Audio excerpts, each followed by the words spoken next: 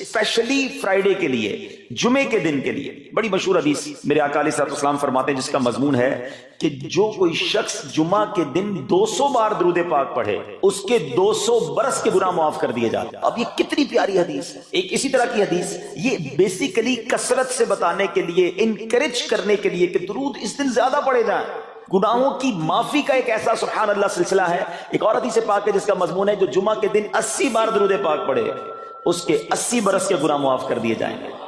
تو یہ دن تو سبحان اللہ گناہ گاروں کی بن آتی ہے، گناہ گاروں کو موقع دیا جاتا ہے کہ پورے ہفتے میں اگر کوئی کمزوری رہ بھی گئی ہے تو اب جمعہ آ گیا ہے، اب درود پڑھ لو، اب تلاوت کر لو، اب دعائیں کر لو، اب اللہ سے رجوع لے آؤ۔ جمعے کا دن سبحان اللہ مفتی احمد یار خان نعیمی رحمت اللہ تعالی علیہ فرماتے ہیں جمعہ کے دن کوئی نیکی کی جائے اللہ کی بارگاہ میں جمعے کا شرف اور مقام اتنا اعلیٰ ہے کہ جمعہ کی ایک نیکی 70 گنا اس کا ثواب عطا کیا جاتا ہے، ملٹی پلائی بائی 70۔ سمجھدار لوگ بیٹھے ہیں، کاروباری لوگ بھی بیٹھے ہوں گے۔ ہمارے یہاں نارملی سپر اسٹور پہ یا کسی جگہ پر مارکیٹس وغیرہ میں اسکیم لگتی ہے، 25% discount, 50% discount, buy 1 get 1 free, ایک خریدو دوسرا فری۔ لوگ گرمیوں کی چیزیں سردیوں میں خرید لیتے ہیں، ارے بھائی ابھی تو گرمیاں، ابھی سے جیکٹ خرید لی ہے یار، سستا مل رہا تھا، ایک پہ ایک فری مل رہا تھا، سردیوں میں کام تو آئے گا نا، چلو لے لو بھائی۔ سردیوں میں گرمیوں کی چیزیں خرید رہے ہوتے ہیں، کیوں؟ سستا۔ دنیا کے نفع کے لیے، دنیا کے بینیفٹ کے لیے ٹریول بھی کرتے ہیں، جا کر خرچ بھی کرتے ہیں۔ مجھے اچھی طرح یاد ہے افریقہ کے غالباً ایک ملک میں تھا، بارڈرز ملے ہوئے ہوتے ہیں، ہم بارڈر ہم نے کراس کیا، ایک ملک کا جیسی بارڈر کراس کیا۔ بارڈر کراس کرتے ہی ایک بہت بڑا ویرانہ تھا لیکن بہت بڑا شاپنگ مال بنا ہوا اور گاڑیوں کی قطاریں۔ تو میں نے اسلامی بھائی سے پوچھا یار اس ویرانے میں اتنا بڑا شاپنگ مال اور اتنی گاڑیاں؟ تو انہوں نے وجہ پتہ کیا بتائی؟ کہتے ہیں جس ملک کے بارڈر کے ساتھ یہ سٹور ہے نا، اس ملک میں ٹیکس ہے، یہ ملک ٹیکس فری ہے۔ اچھا اس ملک نے اپنے بزنس کو چلانے کے لیے اپنے ملک کے اندر مال بنے ہوں گے، ایک اسپیشل مال یہاں بنا دیا تاکہ اس ملک والے سفر کر کے آئیں اور پورے مہینے کا سامان اس سٹور سے لے کے واپس چلے جائیں، صرف ٹیکس بچانے کے لیے ایک ایک مہینے کا سامان۔ اچھا گاڑیوں کی لائنیں۔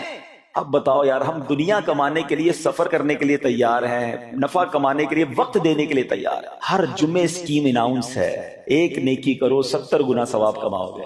بتاؤ کیا ذہن ہونا چاہیے کہ یار بس جمعے کا دن تو قرآن پڑھوں گا، درود پڑھوں گا، صدقہ کروں گا۔ سبحان اللہ، ڈھونڈ ڈھونڈ کے ہمارے صحابہ علیہ رضوان ڈھونڈ ڈھونڈ کے نیک اعمال کرتے تھے کہ یہ بھی عمل کر لوں، یہ بھی کر لوں، اور جمعے کے دن اسپیشلی۔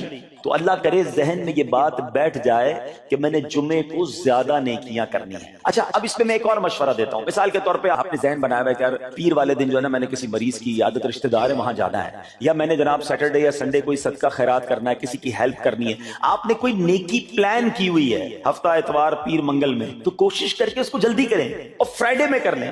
ایک پوائنٹ آپ نے دیکھا، میں نے یہ نہیں کہا کہ اس کو اگلے جمعے کریں، ہاں ڈیلے نہ کریں، تھوڑا جلدی کر کے اس جمعے کو کریں تاکہ 70 گنا جو ہے وہ اس میں ثواب کما لوں، برکتیں حاصل کر لوں۔ اللہ کرے کہ میں اور آپ نیکیوں کے حریص بن جائیں۔ نیکیوں کی جو لالچ ہے نا، لالچ میں یہ بھی کر لوں، میں یہ بھی کر لوں، میں سجدہ بھی کروں، میں تلاوت بھی کروں، میں صدقہ بھی دوں، یہ تو نصیب والوں کو ملتا ہے۔ اور صحابہ کرام میں ہمیں نظر آتا تھا، پیچھے نہیں ہٹتے تھے صحابہ۔ ہمیں اعلان کیا جا رہا ہے کہ یہ موقع ہے، یہ نیکی ہے، اور پھر بھی کوئی نظر نہیں آتا۔ اللہ کرے کہ یہ جذبہ، کیونکہ یاد رکھو جس طرح کاروباری لوگ کہتے ہیں نا سیزن ہے نیکیاں کر لو، بالکل اسی طرح میری اور آپ کی سانسیں باقی ہیں نا، نیکیوں کا سیزن جاری ہے۔ اتنی نیکیاں کمانی ہے، کما لو۔ یہ مائنڈ سیٹ بنا لو کہ یار پتہ نہیں کب مر جاؤں، اور نیکی اور نیکی۔ جس طرح پیسے کمانے کا ذہن ہوتا ہے نا، اللہ کرے اس سے زیادہ میرا اور آپ کا نیکیاں کمانے کا ذہن ہو جائے، یار تھوڑی اور نیکی کما لو، تھوڑی اور۔ مثال کے طور پہ آپ کہیں جا رہے ہیں، کسی نے کہا ذرا بیٹھیے 10 منٹ بعد وہ بھائی آئیں گے۔ اب ہم 10 منٹ کس طرح گزارتے ہیں؟ موبائل نکالا اور جناب دیکھنا، 10 منٹ کیا 15 منٹ بھی گزر جائیں پتہ نہیں چلے گا، لیکن یہ 15 منٹ میں کیا ملا؟ شاید گناہ ہی ملے ہوں گے، کیونکہ ہمارے موبائل میں تو بہت ساری چیزیں ایسی ہیں یا تو حرام دکھا دیتی ہیں یا حرام سنا دیتی ہیں۔ لیکن اگر نیکیوں کا ذہن ہو تو بندہ سوچے یار 10 منٹ میں تو میں سورہ یاسین پڑھ سکتا ہوں، 10 قرآن کا ثواب ہے۔ موبائل میں قرآن پاک ڈاؤن لوڈ ہو، قرآن شریف نکالا اور یاسین شریف پڑھ لی، ویٹنگ ایریا کے اندر 10 قرآن کا ثواب کما لیا۔ اگر یہ مائنڈ سیٹ ہو بندہ کہ یار اتنی دیر میں تو 100 بار درود پاک پڑھ لوں گا، اور آقا علیہ الصلوۃ والسلام فرماتے ہیں جو 100 بار درود پاک پڑھے اس کی دونوں آنکھوں کے درمیان لکھ دیا جاتا ہے کہ یہ بندہ دوزخ کی آگ اور نفاق سے بری ہے۔ 5 منٹ 10 منٹ میں اتنی نیکیاں کما سکتے، لیکن مائنڈ سیٹ ہی نہیں ہے، گھنٹوں ضائع کر دیں گے۔ नेकी कमाने का ज़हन नहीं बनता। अगर यही 10-15 मिनट में मुझे पैसे मिलने होते तो बताओ हम क्या करते। अल्लाह करे दिल में उतर जाए मेरी बात। तो बहरहाल जुमा का दिन ये बहुत कमाल का दिन है। हर जुमे के दिन आपको ऊंट सदका करने का सवाब मिल सकता है। एक ऊंट कितने का आता है? 1.5-2 लाख रुपए का तो होता है। 2 लाख रुपए हर जुम्मे को सदका करो, महीने के हो गए 8 लाख रुपए। बंदा बोले गरीब आदमी 8 लाख हर महीने? जी जनाब, हर महीने 8 लाख कमोबेश आप सदका करने का सवाब कमा सकते हैं। कैसे? कितना आसान। नबी पाक अलैहिस्सलाम फरमाते हैं, जिसका मजमून है जो जुमे के दिन सबसे पहले आता है उसे ऊंट सदका करने का सवाब मिलता है, जो उसके बाद आता है उसे गाय सदका करने का सवाब मिलता है। अल्लाह की रहमत से हर जुमे फरिश्ते मस्जिद के दरवाजे पर खड़े होते हैं। हम अल्लाह से दुआ करते हैं, अल्लाह तेरी नूरी मखलूक के सदके हम पर रहम फरमा, हमारी मगफिरत फरमा। मगर जब इमाम खुतबे के लिए खड़ा हो जाता है, आका अलैहिस्सलाम फरमाते हैं वो रजिस्टर बंद करते हैं और वो भी आकर इमाम का खुतबा सुनने के लिए बैठ जाते हैं। तो जल्दी आकर, कुछ मिनट पहले आकर। अच्छा, इल्मे दीन अलग मिलता है, ज़ाहिर है यहाँ हर जुमे बयान होता है, वो बयान सुनने को आपको अलग मिलेगा, नेकी की दावत अलग मिलेगी और सुभान अल्लाह ऊंट सदका करने का सवाब। तो मुबारक उन्हें जो जल्दी आते हैं। तो बहरहाल अब मैं चाहता हूं कि जब बात जुमे पर ही हो रही है तो एक मैंने और आपको पैगाम देना था। जुमे को खुतबा दिया जाता है, सालों से खुतबा सुन रहे हैं। मुझे अच्छी तरह याद है जब मेरी उम्र शायद 17-18 साल थी तो सुनकर आधा खुतबा तो मुझे उसी वक्त याद हो गया था। अब शायद पौना याद हो गया होगा। आप में से भी कईयों को 60, 70, 80% खुतबा याद होगा क्योंकि हर जुमे सुनते हैं। मगर किसको ये तजस्सुस हुआ कि ये हर जुमे इमाम साहब पढ़ते हैं, इसमें पैगाम क्या है, इसका तर्जुमा क्या है, इसमें हमें कहा क्या जाता है? बस सर झुकाते हैं, हाथ बांधते सुनते रहते हैं, कुछ सो भी जाते होंगे। अरे अल्लाह के बंदो, सोचो तो सही कि हर जुम्मे को सुनता हूं, आधा पौना याद भी हो गया, पैगाम क्या है? 2 बातें, एक हदीस पाक और एक खूबसूरत पैगाम हर जुम्मे को आप सुनते हैं। हदीस जरा सुनिएगा। अल्लाह के हबीब अलैहिस्सलाम फरमाते हैं, अल बिर्रु ला यबला वज़्ज़म्बु ला युनसा वद्दय्यानु ला यमूत। सुने हुए ना ये अल्फाज? ऐसा लग रहा है कि यार ये अल्फाज तो कानों में हर जुम्मे आते हैं। आगे फरमाया, इअमल मा शि'त कमा तदीनु तुदान। एक हदीस, ठीक है। इसके बाद कुरान की एक आयत तिलावत होती है, फमन यअमल मिस्काल ज़र्रतिन फमन यअमल मिस्काल ज़र्रतिन शर्रन यरा। कानों ने कई बार, कहूं के सैकड़ों बार सुने हैं, मगर इसमें पैगाम कैसा है? दिल हिला देने वाला पैगाम, बड़ा समझाने वाली बात है इस हदीस में। अल बिर्रु ला यबला। मेरे आका फरमाते हैं नेकी पुरानी नहीं होती, करते जाया करो। ये नेकी तुम्हारे अकाउंट में जमा हो रही है। मैं और आप भूल जाएंगे, मेरा रब नहीं भूलता। उसके खजाने बड़े हैं। जहां नेकी पुरानी नहीं होती ना, अगला जुमला सुनो, वज़्ज़म्बु ला युनसा, गुनाह भुलाया नहीं जाता। मैं और आप भूल गए, अफसोस ये है। अजीब कहानी है ये, तो एक अजब अलग टॉपिक है कि आज जिससे मुलाकात करो उसको 15 साल, 20 साल, 25 साल पुरानी नेकियां याद हैं। लोग मिलते हैं, कहते हैं 1990 में हज किया था, 95 में उमरा किया, 2002 में फलां मस्जिद बनाई। आपकी दावत इस्लामी के काफिले में भी 2005 में गया था। सारी नेकियां 15-15, 20-20 साल पुरानी याद है। गुनाह, कल झूठ बोला था याद है, कल रात को बदनिगाही हो गई थी वो याद है, परसों गीबत की थी वो याद है। सालों तो छोड़ो, हम घंटे पहले का गुनाह भूल जाते हैं। मगर हदीस डरा रही है, समझा रही है कि देखो, वज़्ज़म्बु ला युनसा, गुनाह भुलाया नहीं जाता। तुम भूल गए हो, मगर कहीं लिखा हुआ है, जवाब देना है। और आगे फरमाया, वद्दय्यानु ला यमूत, फरमाया कि जो फैसला करने वाला है उससे मौत नहीं आती। अल्लाह को मौत नहीं आनी, मैं और आप मर जाएंगे। जिसने डिसीजन लेना है, जिसने फैसला करना है, उससे मौत नहीं आनी। फिर आगे फरमाया, इअमल मा शि'त कमा तदीनु तुदान, कर ले जो करना है, जैसी करेगा। फिर कुरान की आयतें समझा रही हैं, मन यअमल मिस्काल ज़र्रतिन खैरन यरा, जो जर्रा भर नेकी करेगा, भलाई करेगा, वो देखेगा।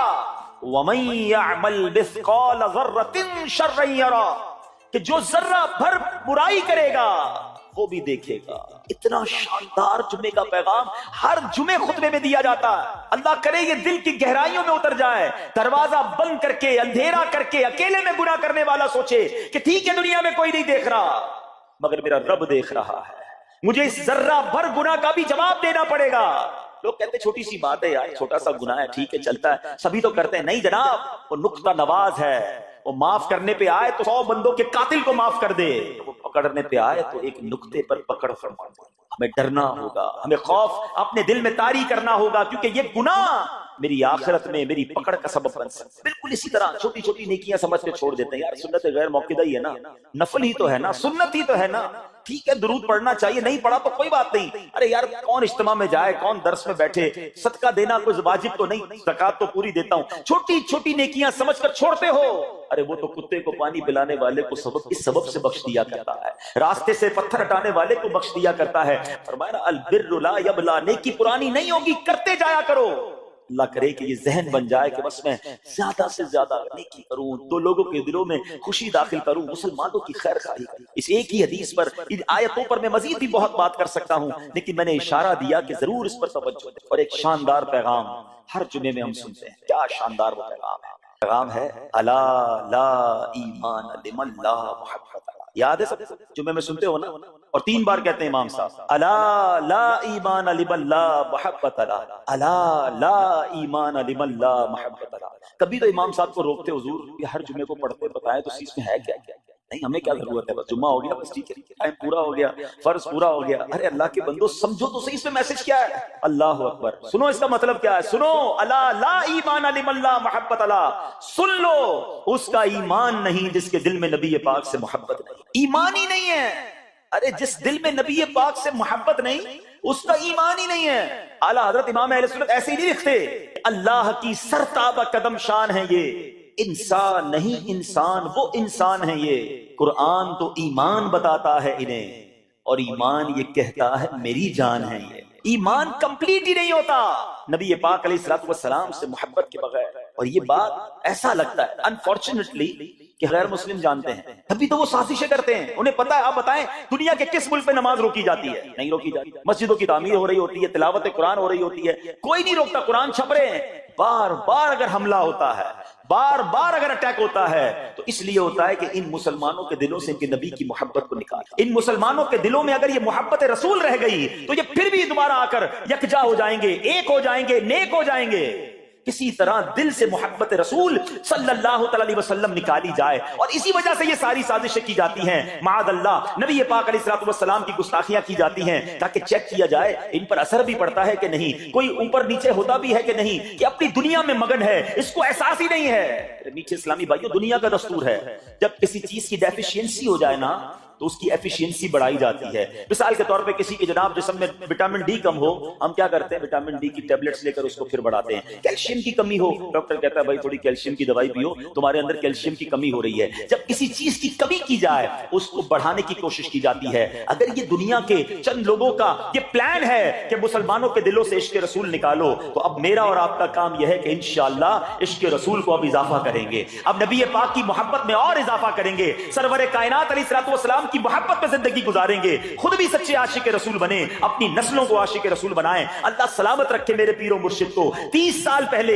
یہ آج کل کا شعر نہیں ہے، اب بچپن سے یہ نعت سن رہے ہیں، کم و بیش 25-30 سال پہلے میرے مرشد نے کیا پیاری التجا پیش کی، اپنی نسلوں کے لیے کیا ہمیں پیغام دیا، کہتے میری آنے والی نسلیں تیرے عشق ہی میں مچلیں، میری آنے والی نسلیں تیرے عشق ہی میں مچلیں، انہیں نیک تم بنانا مدنی مدینے والے۔